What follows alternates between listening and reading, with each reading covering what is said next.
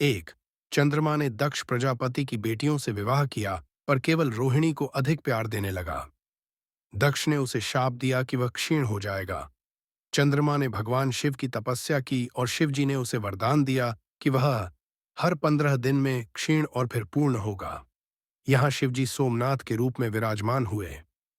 2, कथा। शिव पार्वती के पुत्र कार्तिकेय और गणेश में विवाह को लेकर विवाद हुआ। कार्तिकेय नाराज होकर कैलाश छोड़ दक्षिण चले गए। उन्हें मनाने शिव पार्वती स्वयं उनके पास आए और वहीं मल्लिकार्जुन के रूप में स्थित हो गए। 3, कथा। एक राक्षस चंद्रसेन राजा और उज्जैन को नष्ट करने आया। भक्त श्रीकंद ने शिव की आराधना की, शिव स्वयं प्रकट हुए और राक्षस का वध किया। तब से वे महाकाल के रूप में वहां विराजमान हैं। 4, कथा। विंध्याचल पर्वत ने शिव की घोर तपस्या की। प्रसन्न होकर भगवान शिव ने ओंकार रूप में वहां प्रकट होकर उन्हें दर्शन दिए। 5, कथा। महाभारत के बाद पांडव अपने पापों का प्रायश्चित करने के लिए शिव की खोज में निकले। शिव उनसे बचते हुए केदार में छुप गए। उन्होंने बैल का रूप धारण किया, लेकिन भीम ने पहचान लिया। तब शिव ने 5 भागों में विभाजित होकर दर्शन दिए। पीठ का हिस्सा केदारनाथ में है।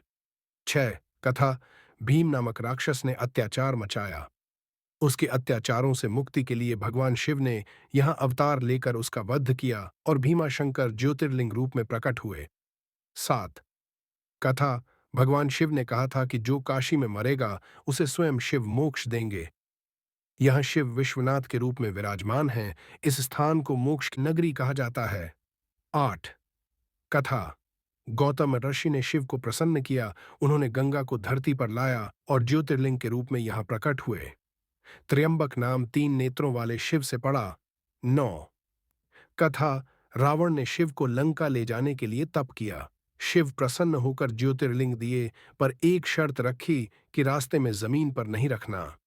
रावण को धोखे से एक ब्राह्मण ने लिंग रखवा दिया और वह यहीं स्थापित हो गया।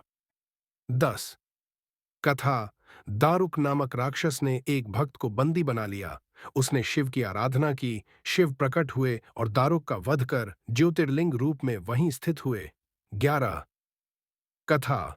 भगवान श्री राम ने लंका यात्रा से पूर्व शिव की पूजा हेतु ज्योतिर्लिंग स्थापित किया।